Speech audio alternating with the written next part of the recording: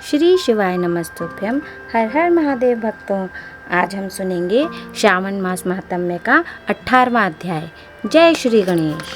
भगवान शंकर सनत कुमार से बोले, अब तुम्हें श्रावण शुक्ल चतुर्थी को किए जाने वाले व्रत दुर्गा गणपति व्रत के बारे में बताता हूँ।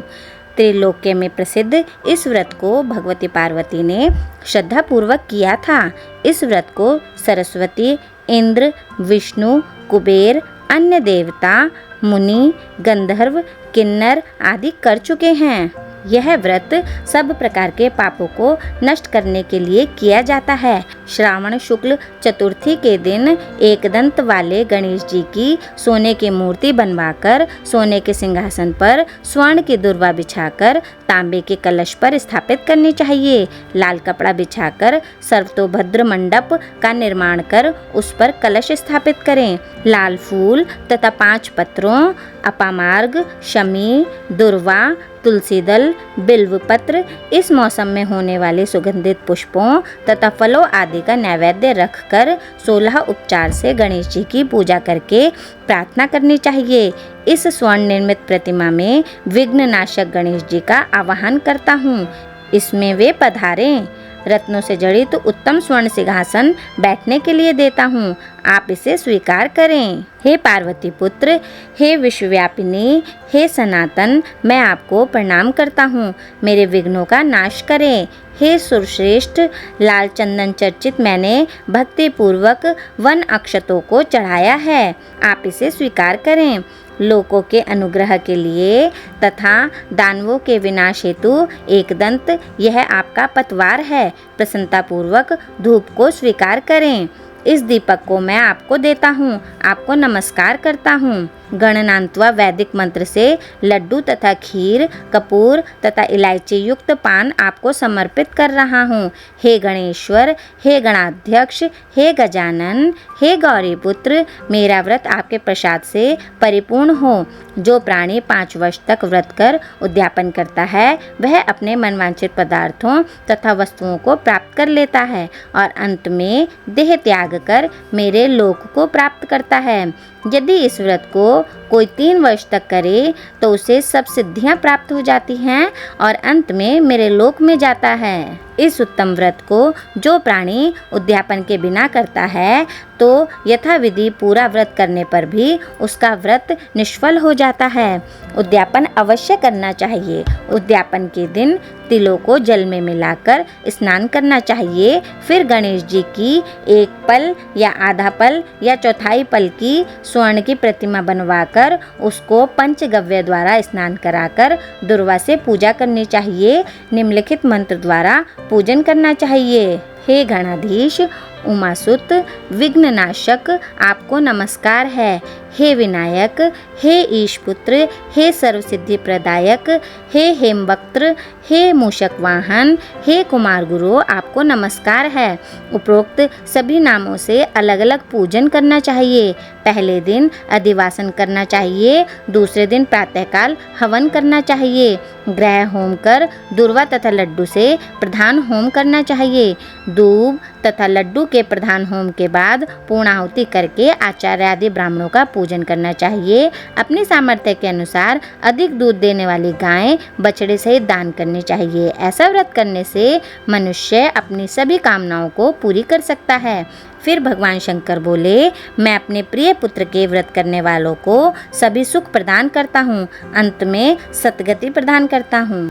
आगे सनत कुमार ने भगवान सदाशिव से पूछा, हे भगवान, श्रावण शुक्ल चतुर्थी के दिन सर्व काम फलप्रद संकट हरण देवादिदेव का किस विधि से व्रत तथा पूजन करें, कब उद्यापन करें, मुझे विस्तार पूर्वक बताने का कष्ट करें। भगवान शंकर ने कहा, चतुर्थी के दिन सुबह उठकर दातुन आदि करके पुण्यदाता शुभ संकट हरण का नाम का व्रत का संकल्प करना चाहिए। हे देवेश, मैं आज चंद्रमा के उदय होने तक निराहार रहूँगा। आपकी पूजा कर भोजन करूँगा। मेरे ऊपर आए संकट को दूर करें। इस प्रकार संकल्प कर काले तिलों से स्नान कर गणाधिपति की पूजा करनी चाहिए। अपनी सामर्थ्य के अनुसार स्वर्ण, चांदी या तांबे की गणेश जी की मूर्ति बनाएं। यदि इतना ना हो सके तो मिट्टी की प्रतिमा कुम्हार से बनवाएं। पहले अष्टदल कमल के ऊपर घट स्थापित करना चाहिए। उसमें जल भरकर स्वच्छ वस्त्र से ढक दें और उसके ऊपर प्रतिमा रखकर षोडश उपचार द्वारा वैदिक मंत्रों या तांत्रिक मंत्रों से पूजा करनी चाहिए। शुद्ध घी से तिल का 10 लड्डू बनाएं। उनमें से 5 गणेश जी के लिए रखें। भक्ति द्वारा देवता की भांति ब्राह्मण की पूजा करनी चाहिए और दक्षिणा देकर प्रार्थना करनी चाहिए। आपके निमित्त इन 5 लड्डुओं को फलों तथा दक्षिणा सहित दे रहा हूँ। आप इन्हें ग्रहण करें। आपत्ति से मेरा उद्धार करें।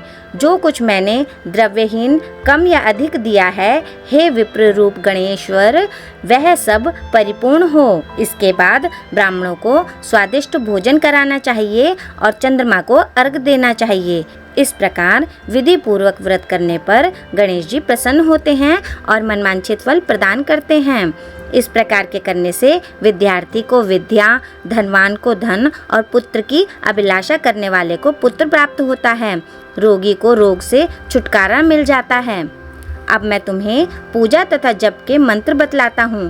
पहले ओंकार शब्द, फिर नमः, फिर हे रंब के बाद लंबोदर शब्द, उसके बाद संकट निवारण शब्द को चतुर्थ्यांत बनाकर अंत में स्वाहा शब्द कहना चाहिए।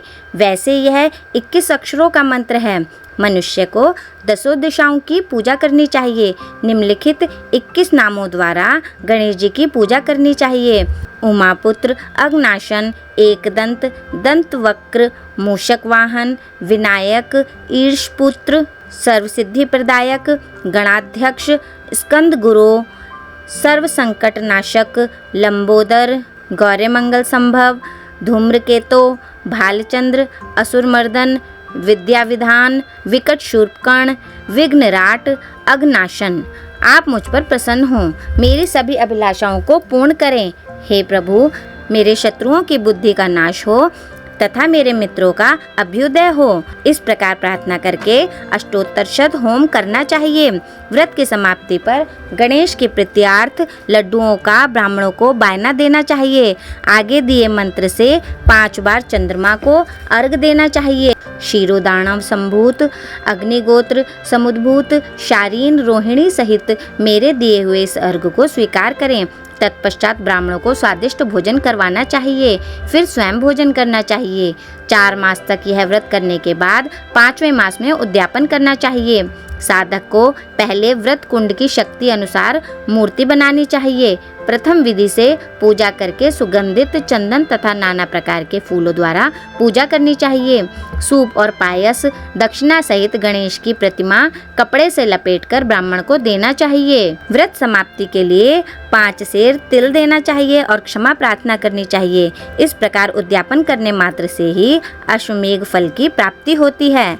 सनत कुमार मेरे कहने से पूर्व पार्वती ने इस व्रत को 4 मास तक संकल्प की प्राप्ति के लिए किया था। 5वें मास में उन्होंने पुत्र कार्तिकेय को प्राप्त किया था।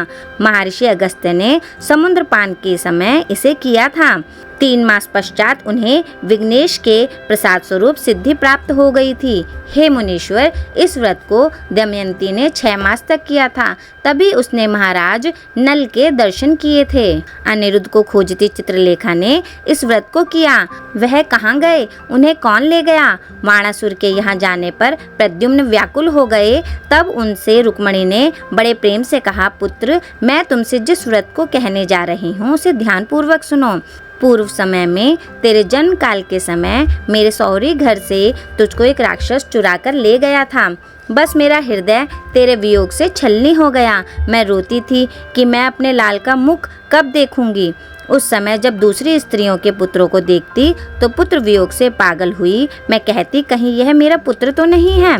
इस तरह तेरे वियोग का दुख झेलते हुए कई वर्ष बीत गए।